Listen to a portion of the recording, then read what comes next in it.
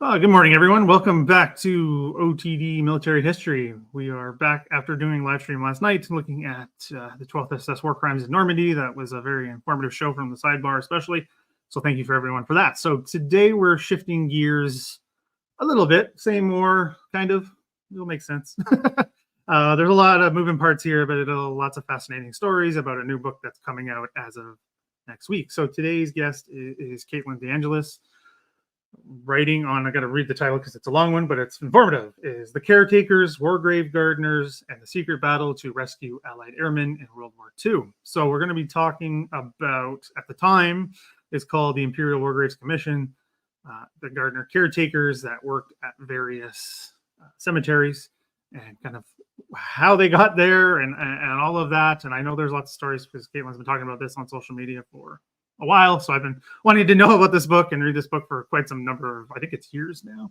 I'm excited, so we'll just get into it. And as per usual, if you have questions, fire away, and we'll try to answer them as we move along. So thank you for coming out this morning, joining us from the U.S. Talk about your book. Thanks for coming on. How are you this morning? I'm great. Thanks so much for having me on. I'm so excited to talk to you about this. Yeah, like I said, I'm excited. You've been doing a good job of getting the history nerds excited about this one, just because there's a lot of interesting tales and everything. Again, I'm just looking at the blurb. I get distracted just because there's so much going on in a good way.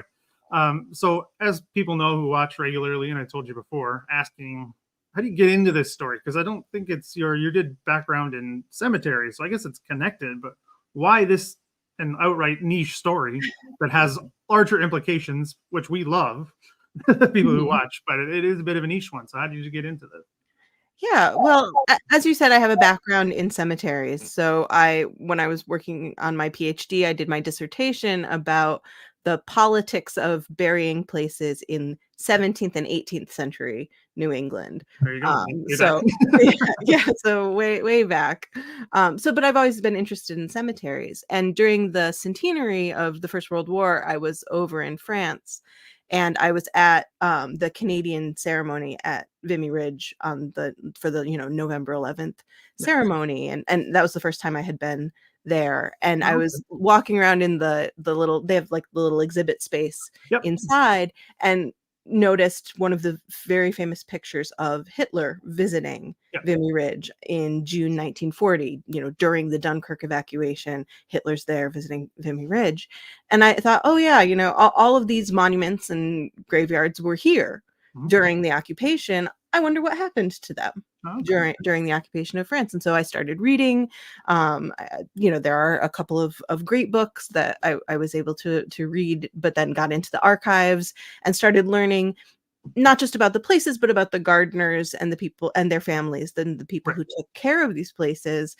And as I gathered more of that, I was like, I think at first I was like, is this just an article or is there a whole book here? And finally I was like, there's a whole book. So that's sort of how it took off. Well, that's great. Yeah, I didn't know you were at Vimy. That's a good place to go, particularly on the 11th, for kind of understanding the whole Commonwealth thing with commemoration and how that all works. Vimy, again, is one of the, how do I say that, awe-inspiring, if that's even the right word. Just the location alone, what you can see and all that stuff. Anyway, so it looks like the book, because I haven't read the book because it hasn't come out yet. It looks like it's based on the individuals. Now, obviously, all these stories are important because you included them in the book. But I was wondering if you could maybe highlight a few for us that really, kind of stick in your mind after working on this book for, I assume, a number of years. And kind of maybe ones that really bring to the forefront of what you were trying to do with this book. Yeah. Well, in 1940, the War Graves Commission had 526 permanent full-time employees in France and Belgium. Wow. And obviously I could not do justice to all of those stories in a single book. So I really focus in the book on 3 people. Okay. And then I bring in other stories, as they're relevant. But the 3 people that I focus on are an English gardener, an Irish gardener, and a French woman who was married to a gardener. So the English gardener is a guy named Ben Leach from Manchester. He was a barman in Manchester. He served in one of the Manchester Pals battalions through all of their major engagements, on the Somme and everything. And he became a gardener in Beaumont-Hamel. So so that's probably known to many of your viewers as a place that you might have visited if you went to France to visit these battlefields. He was one of the gardeners at Sayre Road Cemetery number 2, which is that really big cemetery, the largest British cemetery on the Somme. Yeah. And he hid Allied airmen actually in that cemetery, and also in the Newfoundland Park Memorial, like in the trenches underneath the big caribou, are two of the places where he hid airmen later in the war. I know we already talked about this, but not with the audience. And that still boggles my mind. I know you mentioned that it was the summer of 44, so that makes more sense. And maybe I should know this, but you said they hid them in the trenches. Were there other places literally to hide? Because I just don't know the behind the scenes. Because I know it's... Right.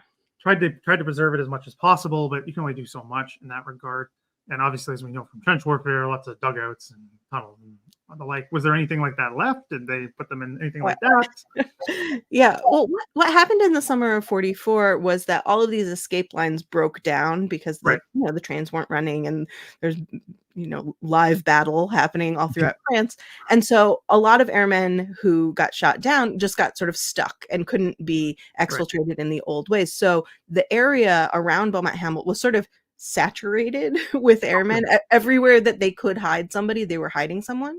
And then what happened was one of the local resistance guys, who actually worked for the War Graves Commission, but he was a French laborer named René Mouchambled. He was arrested. Well, the Nazis came to arrest him, and he was killed in his house in early July 1944. And that sent the whole sort of local resistance into a real panic. These are not trained people. They're just civilians trying to help out. And so they sent a whole bunch of airmen back to Ben Leach, the English gardener, and he had more airmen on his hands than he could really deal with. Okay. So he was hiding people in the tool shed at Sayre Road Cemetery number 2. Yeah.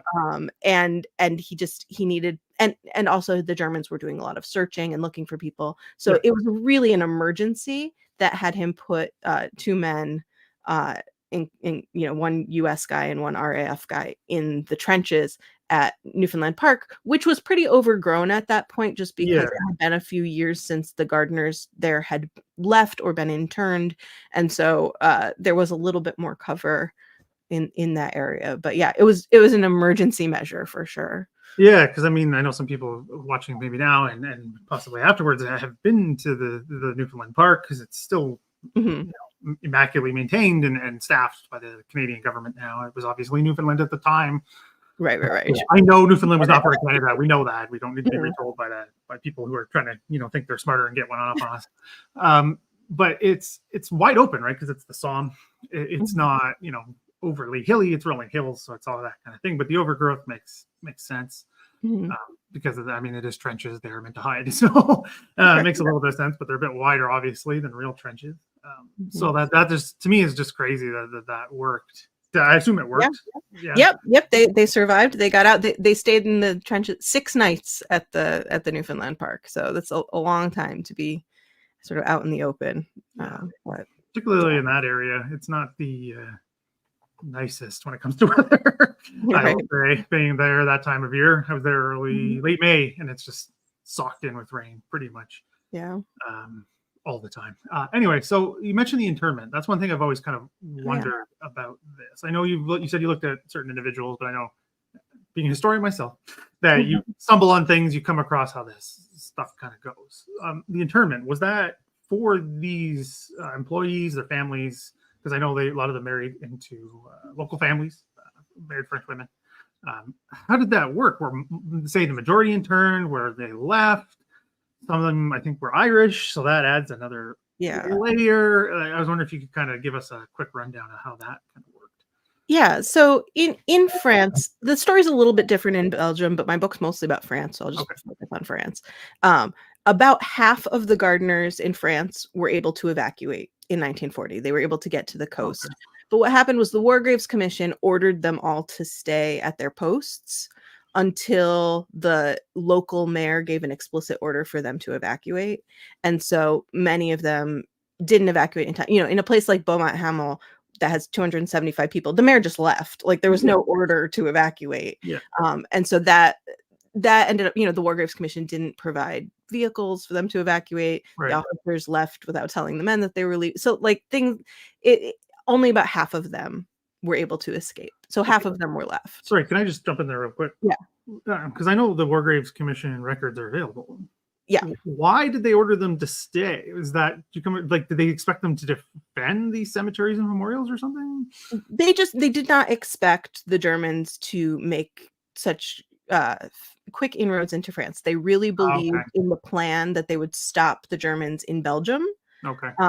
And so in the War Graves Commission, there was sort of a divide between the officers in Belgium and the officers in France. Okay. In Belgium, the guy who was in charge, this officer named Captain Reginald Hallworth, was a former logistics officer who in the First World War served in Belgium. He had a very healthy respect for what could happen when the roads got fouled up. And so he had a very detailed evacuation plan. Okay. You know, every gardener, every child in the community in Belgium was on a color-coded list with like, you know, leaders and vehicles and where they were going to go. And like he had very planned out.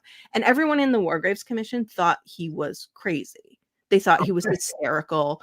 You know, you can read the letters, you know, from between Sir Fabian Ware and the British ambassador in Belgium, just talking about how this poor guy, he has so much anxiety. And of course, it turns out that like it was a good idea to have this plan. Yeah. And that in France, what they were expecting to happen was they were expecting some air raids, right? So the plan in Nord and Pas-de-Calais was a rural dispersal plan, right? That people from cities like Lille or Arras would go out into the countryside where they would be safe from air raids on population centers. Right. You know, just like in London, sending people out of the city. But they were not envisioning a ground invasion that was as successful as it was. And so the guy in charge in France, who was a Canadian, named John Mervyn Prower, he didn't do a great job in this. Yeah, you can say you can bash Canadians all the time. Go for it. Yeah, well, you know, he was new to the commission. He only joined, so he was a Canadian general who retired. What was his name again? Prower. I don't know that. He might have been okay. Yeah, sorry, go ahead. No, Canada's not super proud of him for a lot of reasons, but he was a battalion commander in the First World War. Oh, okay. Yeah. He commanded the 98th Winnipeg Rifles, I think was his battalion at Mouquet Farm and Vimy Ridge. Like he was a battalion commander, but by the time he died in the 60s, like he doesn't even have an obituary. It's just like a little notice in the paper. Like I'm sure there's a few larger contexts going on behind that, but for sure. Especially, but yes, but he was much more on the side, like he excelled at like liaising with French diplomats and doing ceremonies and that kind of thing, rather than like detail oriented and logistics. Yeah, and he spent most of his time angling for another job. He wanted to be the director of Graves registration for the new war, right? He wanted to be involved with the army again in the new war. And so he kind of let his War Graves Commission job slide, which Sir Fabian Ware was very angry about. I would imagine angry letters about. Yeah. But so, you know, a lot of the gardeners were left behind in France, and almost all of them were interned. So, you know, the Germans take over in June 1940, and by the end of July 1940, almost all of the gardeners and many of their teenage sons as well were arrested and sent to civilian internment camps where they spent pretty much the rest of the war. But a few of them did stay free, including Ben Leach in Beaumont-Hamel, and that, you know, there's not a super good reason why he and actually two other gardeners in Beaumont-Hamel also stayed free. There's not a super clear reason why that happened, although it seems to have been an administrative thing, I mean, without going into the details too much, like Nord and Pas de Calais were broken off from the rest of France, and the Nazis had them under the administration of the military occupation in Brussels. And the Somme was this sort of like buffer zone, the northern Somme, so north of the river, was this buffer zone where the arrests happened in a much more haphazard way over a period of years rather than a period of days, as they did. In Nord and Pas de Calais, it was like very organized, and they went around with a list and picked everybody up. In Beaumont-Hamel, it was a little bit further. I guess that makes sense given the geography and literally the Somme River. That makes perfect sense to me because that's where they expect the fighting to take place. So right, perfect sense. Yeah, so that's really interesting. So yeah, that makes sense. The lack of organization sometimes that the Germans had is pretty well known in certain instances. So actually, a question about that. You mentioned the sons. Yeah, were they not French citizens? That is a good question, and one that doesn't have a straightforward answer. So that's what we know. Yeah, right. So in Belgium, if you were born to a British father, you were British. The Belgians were just like, you're straightforwardly British. In France, it was fuzzier. You were a dual citizen until there was like this 6-month window before you turned 21 where you could declare that you were going to be a British citizen. But in practice, being a dual citizen meant that nobody claimed you.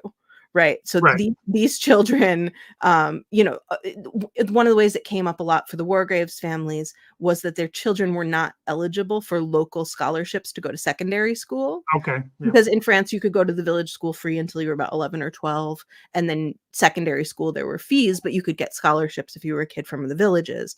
And they were not eligible for these scholarships, which became a big issue with the Wargraves Commission. Like, would they pay for the kids to go back to the UK for school or those sorts of things? So it was very unclear, and actually it turned out that afterward, one of these gardeners' kids who joined the resistance and died actually in a concentration camp.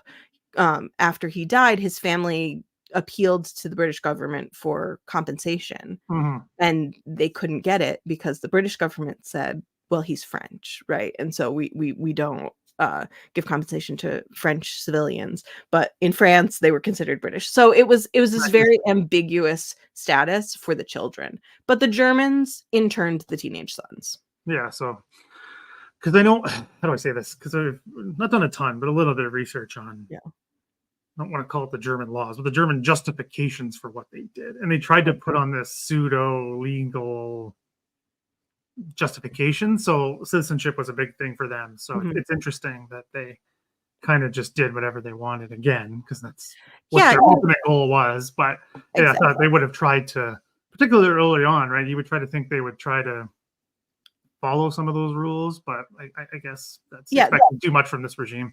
There were definitely guidelines, like the civilian internees were supposed to be between 16 and 60. Yeah.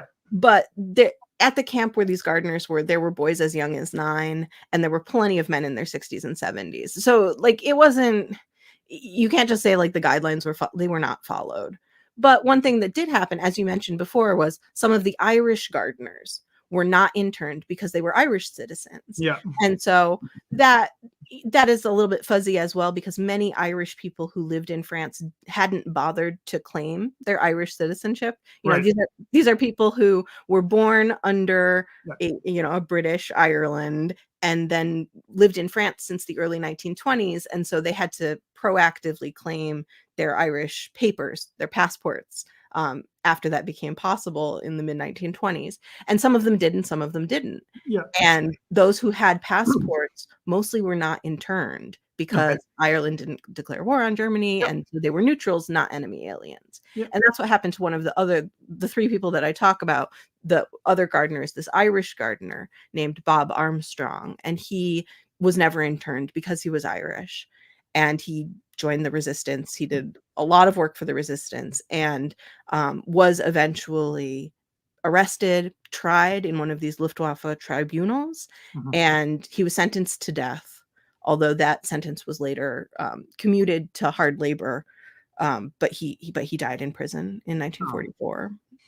Yeah, because brutal conditions. That makes Yeah. perfect sense. And these are not younger people. So Exactly. Yeah, they're middle-aged guys. A lot of them are partially disabled from the First World War. right. You know, Bob Armstrong had a very significant hip wound that was a real factor in his death later. Yes. So yeah, they were not young POW sort of fighting fit guys, and so several of them died in the internment camp. Yeah, which is an unfortunate but not unexpected given conditions and age. So this is an interesting question. Kind of going back a little bit about basically, as Bruce says here, were these people not accepted into the local communities in other ways? Because I want to just, that's a good way for Bruce to put it in my own head here. Because I'm not sure. I wanted your insights on this, right? Because you have these people, most of them are veterans themselves, and they're maintaining the graves of those who were fighting to defend France. Was there any animosity? Were they, not accepted into the local communities, like say socially? Was there any ones that were, or any stories that may have stuck out to you? I mean, maybe this is a bit before what you were doing with the book, but I think it's an interesting way of looking at this whole area, or time period.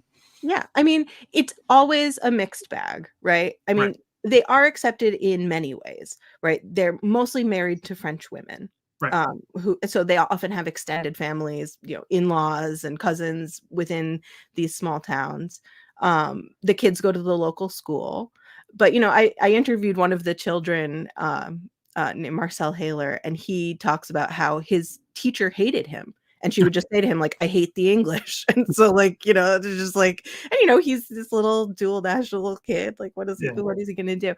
And so they did live as part of the community. And that was really important, especially, like, I mean, later when they get into the resistance stuff, that they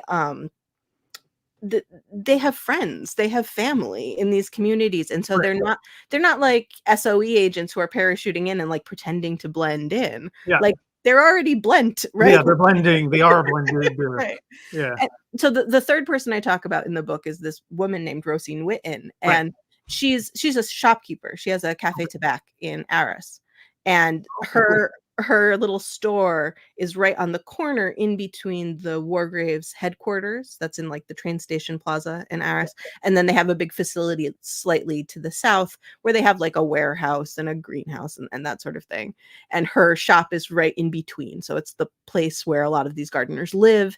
And she ends up marrying a gardener from London. And so, like, that's just, I mean, she's lived in that neighborhood her whole life. Like, that's her house. That's the place I mean, obviously the area was completely destroyed. She lived right on top of, if you know where the Wellington Caverns are in Arras, like if you've been down into the first. Couldn't go in. I went into it was quick aside. I went into the reception welcome part, and they're like, yeah, we'll get you in, because it was with a bigger group.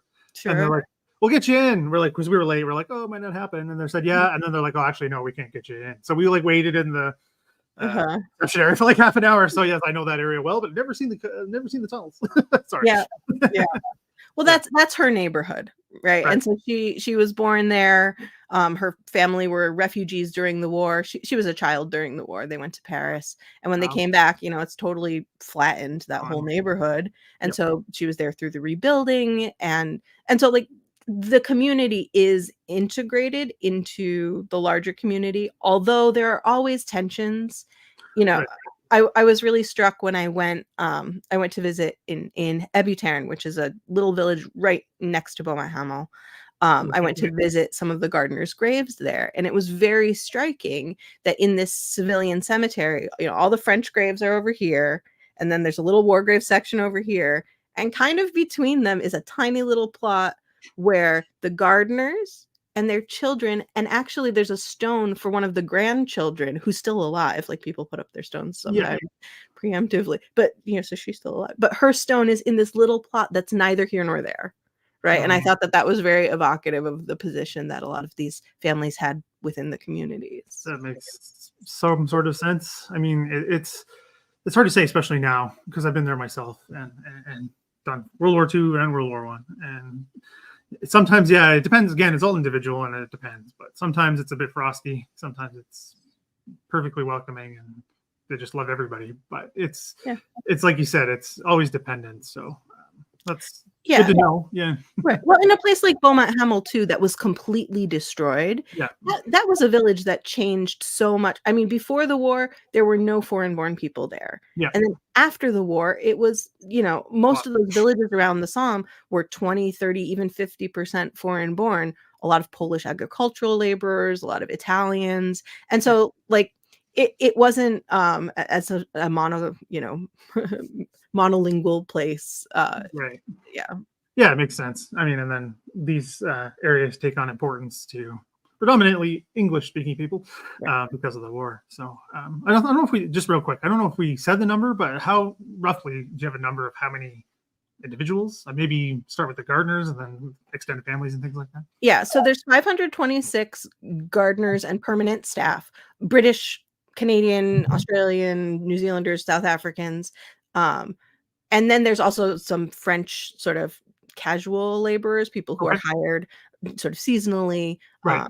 but are known to the community. So 526 British full-time benefits eligible guys, Right. and then their wives, children, and extended families. So the community as a whole is we're talking about 2,500 people maybe altogether. Although that that fluctuates obviously. Yeah. But a few hundred 500 gardeners, and because it'll be about 500 gardeners and then a few like office staff and Right. like because in a Ross that sort of thing. Yeah. That But then when we're talking about the internment, about 170 of the gardeners are interned. Okay. And about 30 or so are not interned for various reasons. Either they're Irish or they're older, or sometimes one of them was like in the hospital, like very sick, and they didn't bother to intern him, and he died relatively soon after.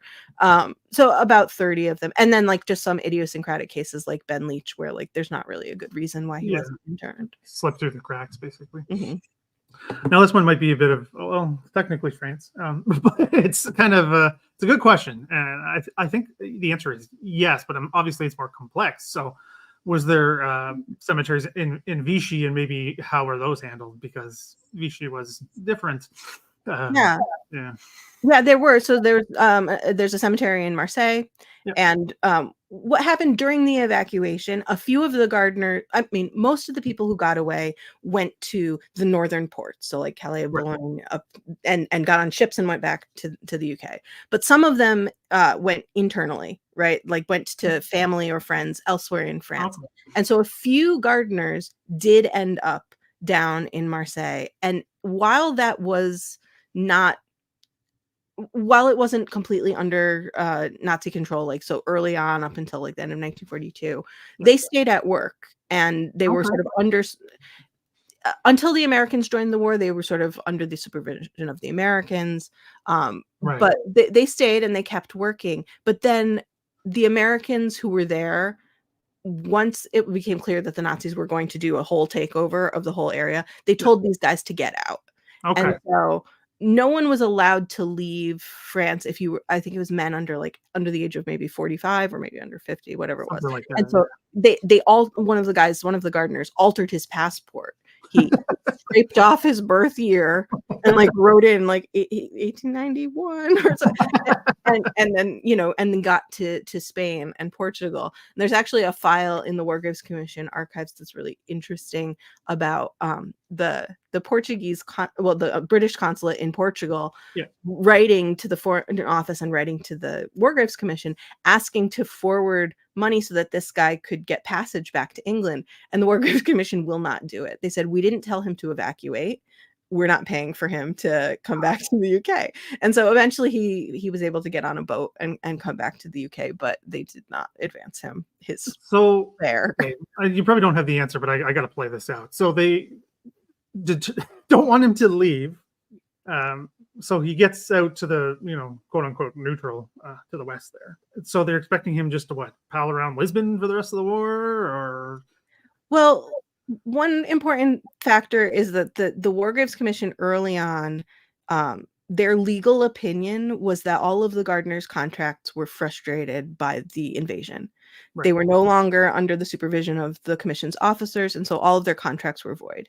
Okay. And so they did not consider them to be current employees. And so anything that they did to help them was ex gratia, right? Like was just a free choice. It wasn't a contractual obligation. That was very different from how other organizations and governments treated people who were under the occupation. You know, actually the gardener, the caretaker at Vimy, was this guy named George Stubbs. Yep. And he was employed by the Canadian government. He had previously worked for the commission, but once the memorial was up, they employed him as caretaker directly from the Canadian government. And they didn't fire him. They put his money aside in an account. And, you know, when he was freed from internment, he got his wages, and he was, you know, they allowed him to wear Canadian battle dress, right? Because he's back at the memorial by September 1944. Yep. So he wears Canadian battle dress, and he draws rations from the Canadian Army because it was so hard to get food. And the commission used George Stubbs as a model for how they could get food and clothing to their gardeners in France through the military, because the commission has this like quasi-military, it's half military, half civilian. So make other people pay for it, basically. Yeah, that sounds great. That sounds like the military, actually. Make somebody else pay for it. That makes sense. I mean, it's so odd that they just kind of said stick around, but also then you're on the lurch on good luck. They said that they had not ordered him to evacuate, so he was just an ordinary refugee, and they didn't have an obligation to forward him I think it was 35 pounds that he needed for a plane ticket. Oh, jeez. Of course. Okay, so this, you might again not have the answer, but I'm going to kind of play this through. So I know at the time the Imperial War Graves Commission is largely British controlled. You know, Fabian Ware, all of that. Did any of the other governments, like, because this is not just run by Britain, also not just paid for by Britain, if those don't know, still isn't. These Commonwealth countries still pay in and run this thing. Did they say anything about this? Did they want any of their people to get out? Did they do anything in that regard, or is it just kind of too small for them to notice? There are definitely inquiries from the other governments, and the other governments do constrain the War Graves Commission in some interesting ways. Okay. So before the invasion, so like in 1939, there was a plan floated by John Mervyn Prower, the Canadian in charge in France, and Fabian Ware was favorable to this plan of drafting all of the gardeners into the Royal Engineers just as a group, because it would make it easier for them to move around. You know, there were, you know, once the war started in September 1939, there were laws in France about how far foreign nationals could, you know, travel from their homes, and it, you know, really put a damper on their ability to just do their normal work. And so there was a plan like, hey, what if we just drafted everybody into the Royal Engineers? That would make things logistically a lot easier.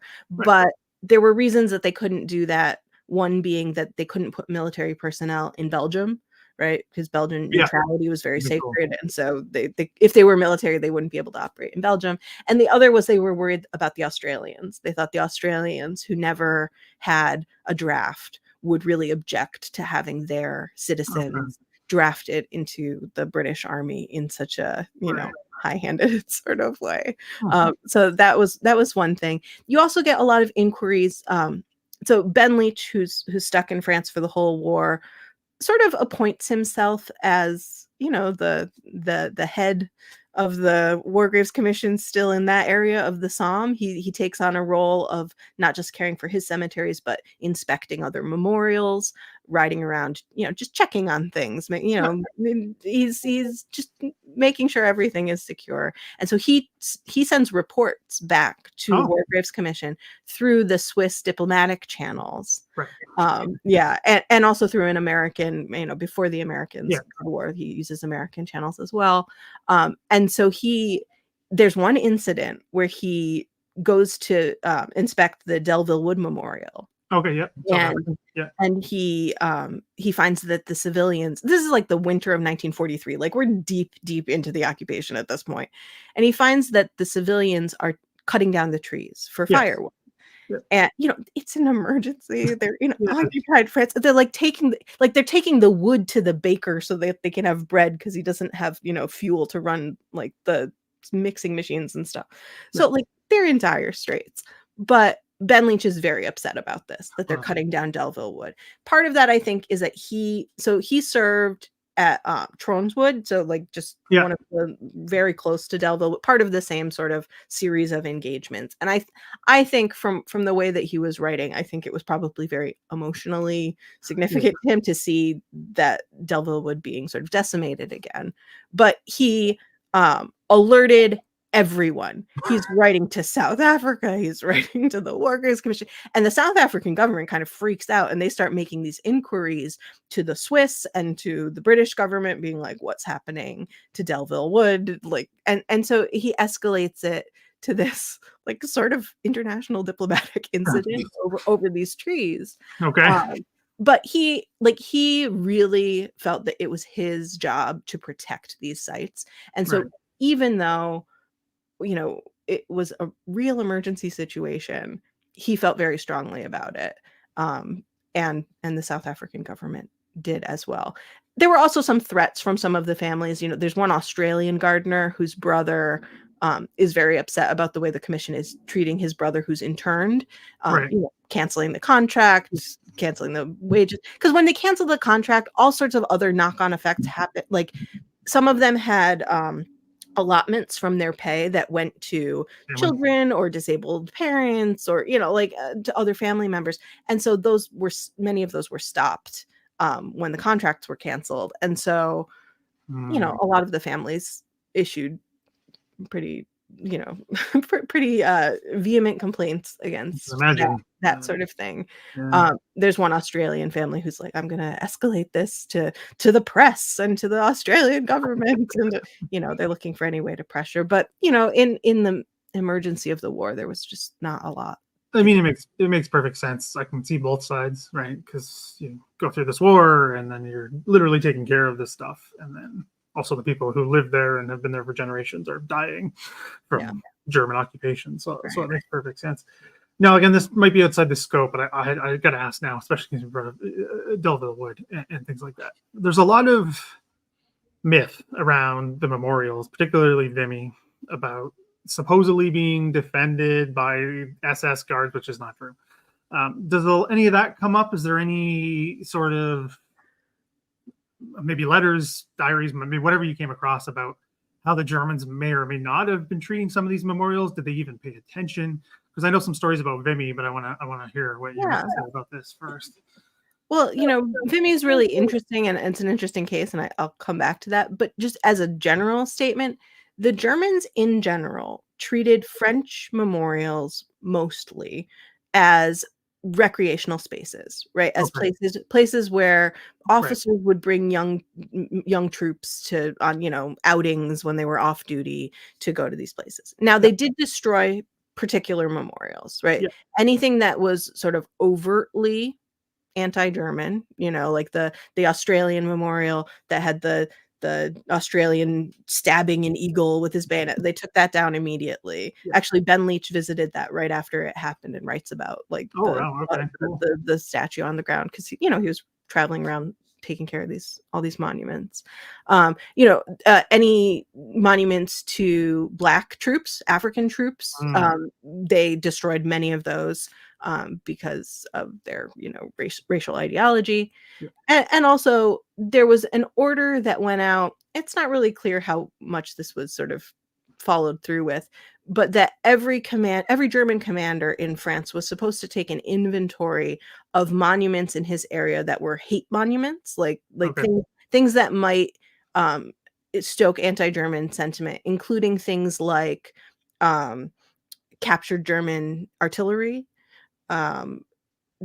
Also, there are like these stones in France and Belgium that marked like the farthest point of the German advance. Those, and so the order was to remove a lot of those things and send them back to Germany. And it's unclear how many of those were destroyed and sent back to Germany, but they did issue orders to take some of those down. Vimy in particular. So I have not found any confirmation of like SS people guarding Vimy. I mean, maybe, I don't know, but to me, to me, the most interesting thing about Vimy happens right at the beginning in 1940, because when people are coming back from Dunkirk, the British and some Canadian people report that the Vimy Memorial has been completely destroyed. Yes. And so if you read the newspapers from late May of 1940, there are these screaming headlines in newspapers all over Canada that the Vimy Memorial has been specifically and targeted and destroyed, and it's in pieces. That they talk about, they have eyewitnesses who have a piece of the rubble kind of thing. Yep. And that was one of the reasons that Hitler went to visit in June, was to prove that that was not true. Yep. As a way to sort of undermine people's faith in the British press, right? To say like, oh, well, they'll lie about this. What else would they lie about? And there are famous photos, like the famous photo of Hitler and his generals in front of the monument. But there are actually, I went and found the original series of photographs, and it's a much more extensive series. Yep. Some of the photos that were not published are really interesting. There's a whole series where Hitler and Rommel and all, Cail, all of them are on the front of the monument near the big like Weeping Canada statue. Yeah. And there's the caretakers have put up crates and protective stuff around the monument and over the names, and Hitler has his maps of the ongoing campaign tacked up over the names of the Canadians on the front of the memorial.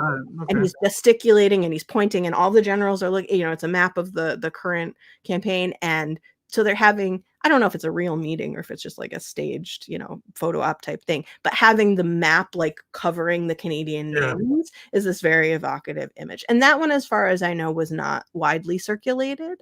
They used the sort of, grand striding away from the memorial one. That was in the New York Times and lots of American papers too.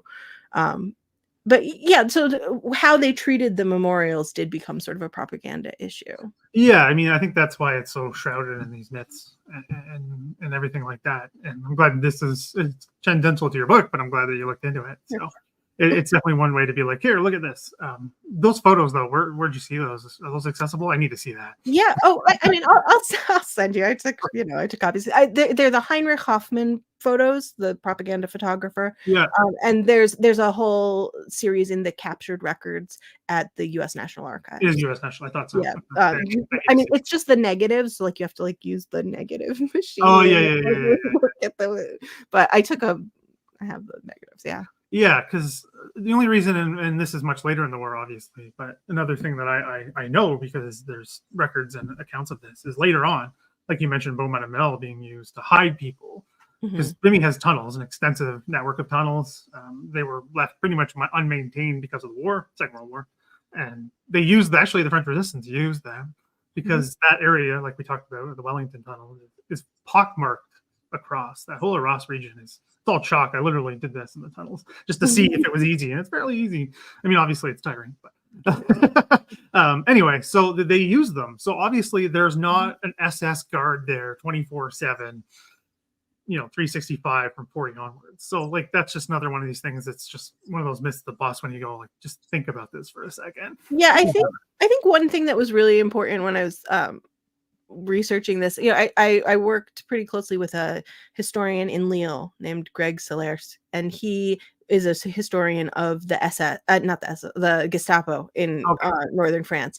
And his main point to me is like, this is a tiny office. They have like 8 people, and they're trying to surveil 10 million people. And they arrest people. They're very cruel. They torture people. Like I'm not downplaying the cruelty of the Gestapo, but they were not everywhere. They didn't know everything, and part of it is that people, especially even people who are talking firsthand eyewitnesses, they'll just say Gestapo when they mean they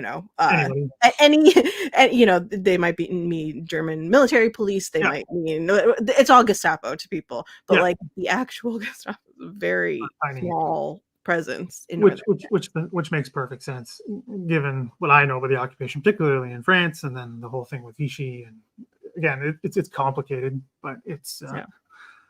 it's interesting. So, kind of working towards wrapping up. Is there any other escape stories? Because I know that's a big chunk of the book that I don't want to. Yeah. But is there like one that really sticks out to you that it would capture people and make them buy the book? So don't give everything. Yeah. Right. Well, I mean, I guess I should just mention, I mean, I haven't really talked very much about Rosine Witten, who is one of the people who's really important to the book. And she's the woman with the Cafe Tabac. Yeah. And she's a principal guide for the Comet line, which is one of the big, famous escape lines. And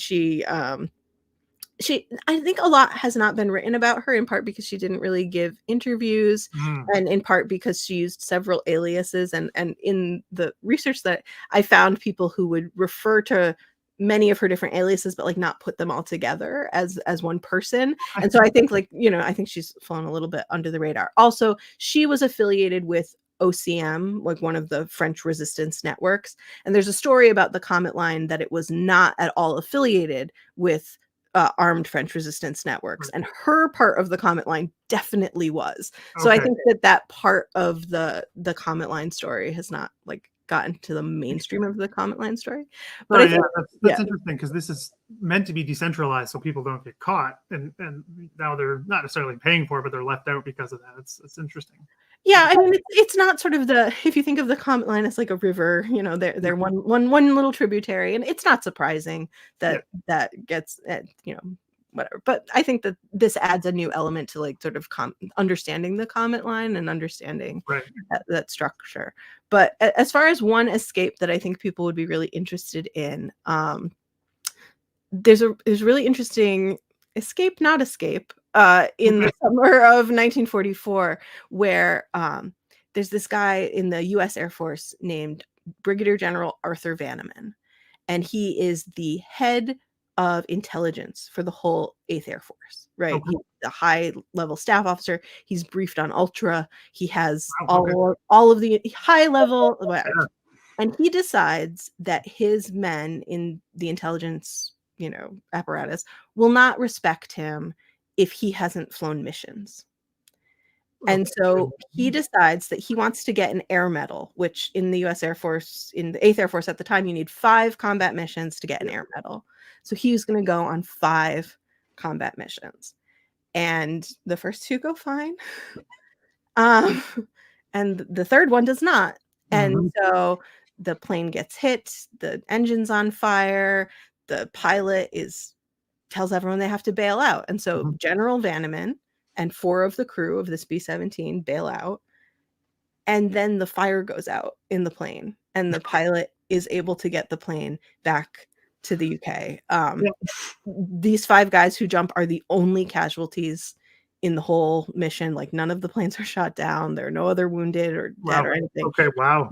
So I talked to the sons of the pilot, and the pilot had written down some of his recollections, and there's just this heartbreaking part where he's talking about he's like 22 years old, flying back, and he's like, I have to tell them that I've lost the chief of intelligence of the 8th Air Force in France, and so he can't just say over the open line. So he says, he requests permission to land first, and they say no. If you don't have wounded aboard, you just have to circle. And so he finally says to them, I am the only officer on board. And they say, oh, whatever. But then they come back and they're like, wait, what? What? And so General Vanneman and these 4 young Americans parachute down, and they land in Beaumont Hamel, basically. Yeah. And so General Vanneman, he's in his 50s. He tweaks his back when he lands, and he ends up getting picked up by the Germans. And so he spends the rest of the war in Stalag Luft 3. And that's a whole other. I mean, he actually was the American air attaché to Berlin before the war. So he speaks German. He understands what people are saying about him. And the Germans don't believe that he is who he says he is, because it's so bizarre that the local captain who's in charge is like, this just does not make any sense. They know they haven't shot down a plane. They they think he's a plant. Okay, yeah. So they send him up. That's a whole story. The Wow. people in Stalag Luft 3 also think he's a plant. They think that he's come to like break them out with like a plan to get them on. And he's like, no, it was just stupid accident. Yeah. He's trying to like not reveal anything about Ultra. Yeah. Right? This is June 27th or 28th, 1944. So like 3 weeks after D-Day is when he goes missing. There's during the period where they're still, fighting in Normandy. It's kind of stalling a bit, and this is when they lose the chief of intelligence of the 8th Air Force. And when I say that the RAF was angry about this, I cannot convey to you how angry. Oh, yeah, they would have been livid. Yeah. That's so dumb. Yeah. Incredibly stupid. Exactly. Come on, say it. So is that included in the book? Yes, because the other 4 men were all rescued, including the navigator, Donald Rentschler, who is the guy that Ben Leach hid in the Beaumont Hamel trenches. Perfect. There we go. Okay, so we're not going to talk about that anymore. Exactly. So I mean, yeah. I stumbled on that story because I was just reading escape and evasion reports for anyone who came down in that area, and Donald Rentschler in his escape and evasion report specifically talks about Ben Leach. So I was like, perfect, this is great. And then I look at his crew roster and I'm like, Brigadier General, like, why is there a general on this crew? Like, that doesn't make sense. And that just led to a whole other thing. That's wild. I mean, those are some of my quote unquote favorites of when you're finding these transcendental stories and what they reveal about the bigger picture of maybe not even the topic that you're necessarily focused on. Like, this is all to do with intelligence and planning and hubris, I would say. Stupidity a little bit, flying in June 44 to get a combat. Anyway, that makes no sense, especially knowing Ultra. I mean, they would even give the Canadian Corps commanders Ultra. Yeah. So this guy's just flying about Europe and all this stuff. It's absolutely wild. But so the book is linked down below for any of those who want to pre-order it, because it's available as of next Tuesday, which is 16th. So get that. It sounds like it's going to be a good one. I'm just going to wait and see if there's any more questions coming in. So yeah, if anyone has any questions, fire away for a minute. Just trying to think I have one more question. Now I can't remember. Yes, we did Beaumont and Mel, Vimy. There's plenty of Canadian gardeners. One, Louis Bonnell from Alberta, who was the only gardener who escaped from an internment camp. That's what I was going to ask. Yes, I wanted to ask that earlier. Did any of them? Yeah, was there active plans to get out of these camps? Were there other things, because they're part of the resistance? I know it's mostly to do with the airmen, because what else can you do when you're in these areas that are cut off and kind of isolated because of the war? Was there any sort of things like that going on? Because I imagine, like you said, these are vets, so some of them are going to be those Jerry's are at it again. We got to give them what for, kind of thing. Right. Yeah, I mean, among the internees, they were pretty stuck. I mean, they dug some tunnels, and this one Canadian gardener did get out, not through a tunnel, but with some wire cutters and a mad dash to the Swiss border. But the people who were left on the outside did do a lot of. I mean, obviously, I focus on like the airmen thing, but one of the important things was their English language skills, which was really important for dealing with the airmen. But they also worked, quite a few of them worked with SOE as liaisons, like, sheltering people, feeding them, moving munitions from place to place, hiding munitions. One kid hides munitions in a cemetery, right? They dig and hide some guns there. And also a lot of intelligence gathering, a lot of interrogating the airmen, right? Because when an airman comes down, you have to verify that he's a legit airman, and that's most easily done by someone who's a native English speaker who can find little inconsistencies. So they do a lot of that. Rosine Witten does a lot of sort of interrogation and screening of new people for OCM, because she's also, she's worked in this Cafe Tabac since she was a child, and so she knows her neighbors. She knows she's in a place to receive gossip, to and so she's a really effective sort of screener for recruiting for OCM in that area. Okay, that makes perfect sense. Yeah. Yeah, and she does a lot of other things like fundraising and that sort of thing. Yeah, I just thought about this, and I'm sure you've thought about this years ago. But there's this unintended network that's in place in France of English speakers or those connected, and with say having a British husband in place when this other war comes, and it obviously has some benefits. Yeah, it's helped people get out, and the airmen, and then resistance and everything. It's a fascinating thing to think about. When you read about the resistance, one of the things in the literature about the resistance is about how effective pre-existing groups were. And when we think about pre-existing groups, we often think about like the communists or other left-wing groups. The Gardeners tended to be like fairly conservative in their politics. It's not, they're not a communist group, but they do. Although one of the sons does join the communist resistance, which is another interesting story. But they're this pre-existing network based on loyalty, and they have this loyalty to the French-British alliance. Yep. And they also have this very unusual structure where they know people because, they would all come together for they would have a sports day or whist drives, social events at the British Legion in Arras. Like they knew each other, but they were widely distributed with one or two of them in all of these little villages. And so sometimes with escapes, what you can see is someone like Ben Leach passing an invader on to the wife of another gardener in the next town who passes him on.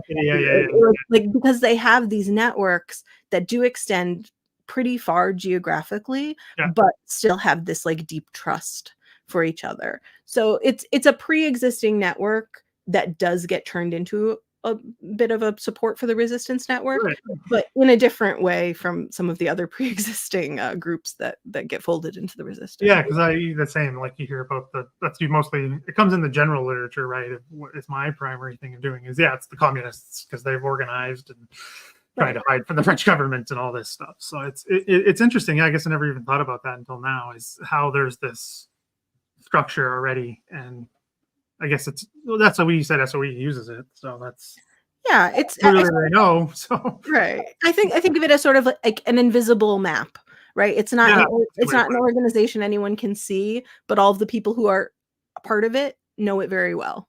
Yeah. So that'd be hugely important. So I want to circle back here towards a good question here, but towards the end here is caring for the cemeteries. How, because that gets asked, right? I've been asked that, and I really don't know, because some of these cemeteries are small, a couple graves here and there. They're part of communal cemeteries.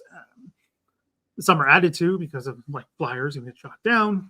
But then there's the massive ones. I mean, this might be outside your scope. Like Pinecott is obviously massive. It's hard not to think about that one, right? But there's some other bigger ones in France. Like, is there care going on? Is there allowed to have care going on? Because I've seen in some more of the Second World War combat areas of what they allowed the French people not to do. So I was just wondering if you had any insights in that area. Yeah, sure. So for the first year of the occupation, the cemeteries were mostly untended. But in March 1941, the French group, to Anciens Combattants, which is like the French like Veterans Administration, took over control of the British cemeteries. And the way that they did it was they provided a small sum of money to local mayors for mayors to pay local people to take care of the British cemeteries in their area. And so a lot of the mayors used this money to pay people who were otherwise sort of on public assistance. So the wives and children of gardeners who were left behind when these men were interned, the mayors very often employed them. And so what you see is a lot of wives and daughters of gardeners working in the cemeteries during the war, and a few of the younger sons as well who were not interned. Ben Leach has a lot to say about how effective this was in keeping the cemeteries up to a standard that he found acceptable. It was not a lot of money, and the people who cared about it did a good job. But like there were not like consequences for not doing so. The quality of the horticultural maintenance varied, and And Ben Leach actually, he took over Sayre Road number 2 himself.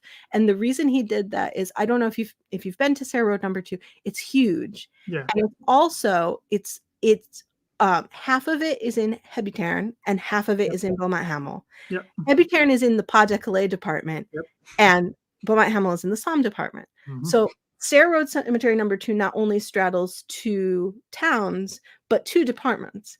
And so no one wanted to pay for it, right? The mayor of coming back to that, not wanting to pay for stuff again. Exactly.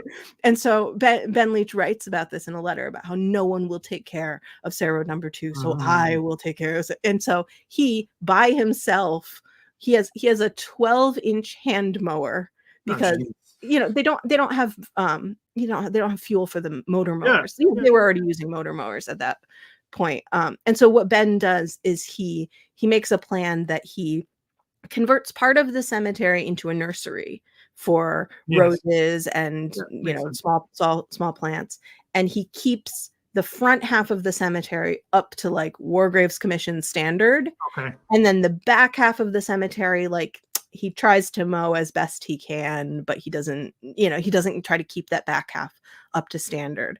And that actually does come in handy when he's hiding people in the tool sheds, which are in the back of the cemetery, because the back half is sort of overgrown and, you have to fight your way through the high grass to get up there at all.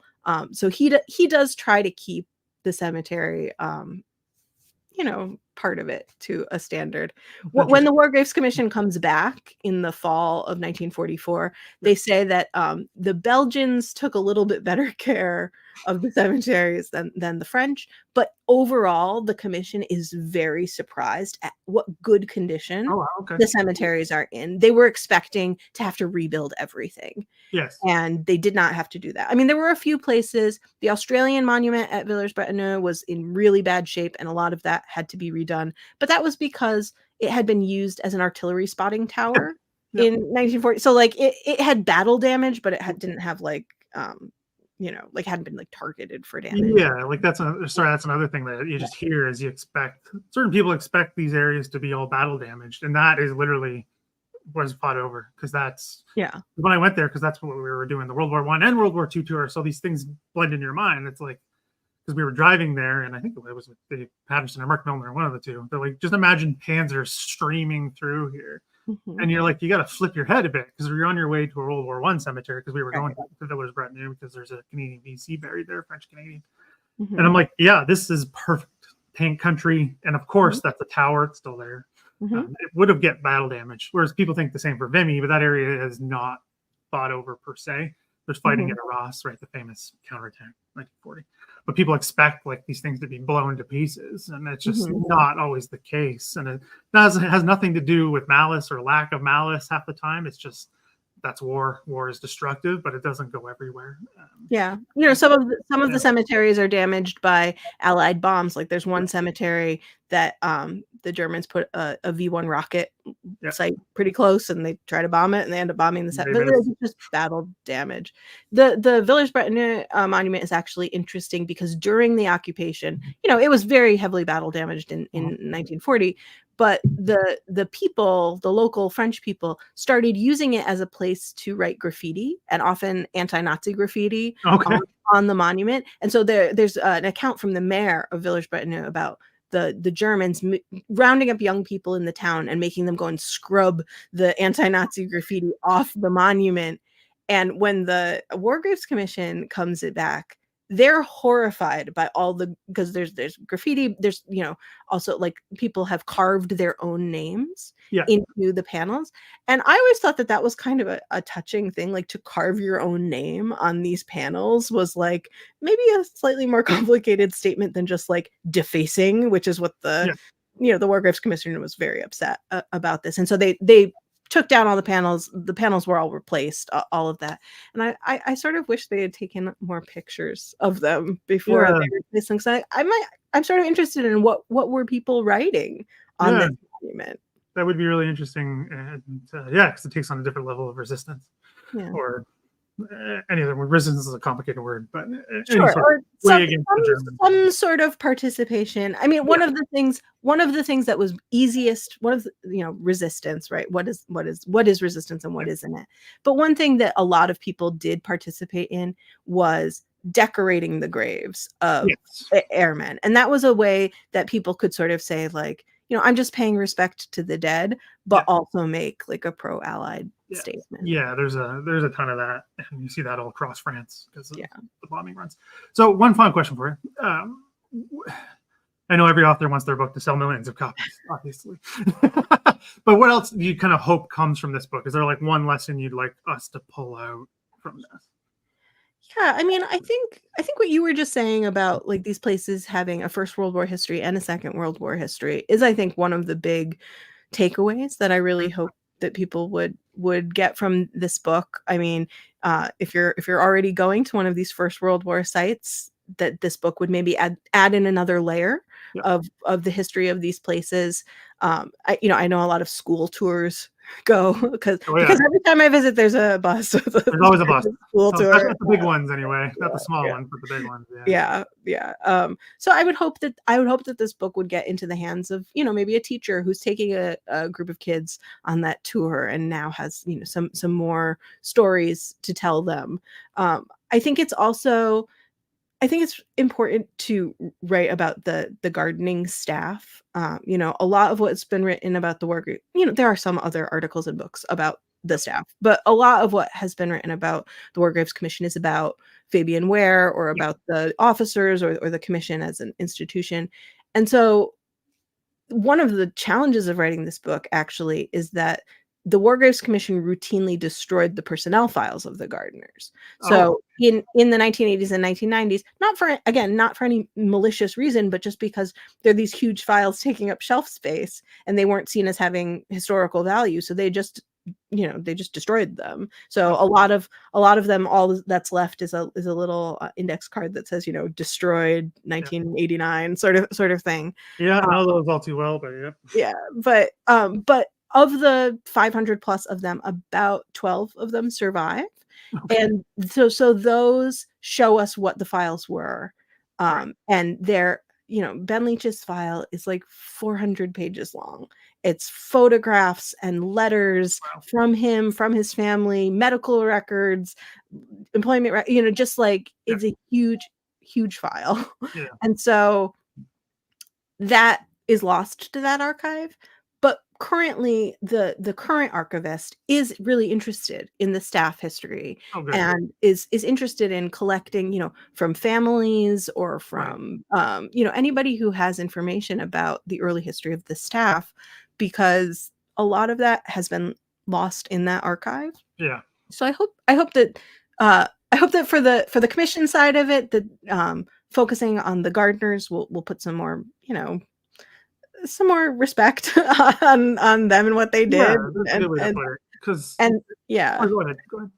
And for readers, just this, First World War and Second World War, because the people experienced these two things as part of a single lifetime. Yeah. And we can sort of get siloed into interests like, I'm a First World War person, I'm a Second World War but like for a place like Beaumont Hamel, like you just can't do that. There's tons of places across. Even Ypres, you can't. Right. It had fighting, like the Meddy Gate was damaged. Anyway, that's just what I wanted to say. Real quick wrap up is, I know a lot of people watching, especially live, is the interwar period and what that even means and all that stuff is something we like to focus on. And I like to focus on, and I've got my people helping me there. Is I think this is a good way to do it because you've got these connections, and because people, it's like, it's boring. There's not all this stuff. I'm like, there's fascinating personal stories. So very glad that is something you want us to pull out, because that was something I was going to pull out anyway. So that's good to know that it's not just me making stuff up. I didn't even talk in this about like the gardeners establishing a union, which is a whole saga of the commission not wanting them to have a union and them establishing and all the, they have a union meeting in the internment camp. Is one of the first things they do is they have a union meeting and their demands that they write up when they're in the internment camp. That's the labor organizing part of it is also really important. That's fascinating. Yeah, we gotta leave something for the book. Right, Um, exactly. Got to read it. So yes, it's linked down below. Check that out. Other than that, yeah, thanks for coming on. I really appreciate it, and finally getting to talk to you. And this is also Yeah. personally selfish because you've been talking about this for a long time. So I just have questions and stuff, and I wanted to ask this. My interest in the commemoration of war, and obviously Canada, but you're American studying this stuff, so I love all the intersections and stuff people do with their history work. So other than that, thanks everyone for watching, and thank you, Caitlin, for coming out and talking about your book. And I hope it does well, and get some people already going to hopefully take a look at it and purchase it. But other than that, thanks everybody. Just keep an eye out on social media and here on YouTube for what's coming next. I got some more stuff planned. It's just not nailed down, but it's coming. So keep an ear and eye out for that stuff. Other than that, see everybody next time, and have a good rest of your day. Great. Bye, everyone. Thank you so much. Thanks.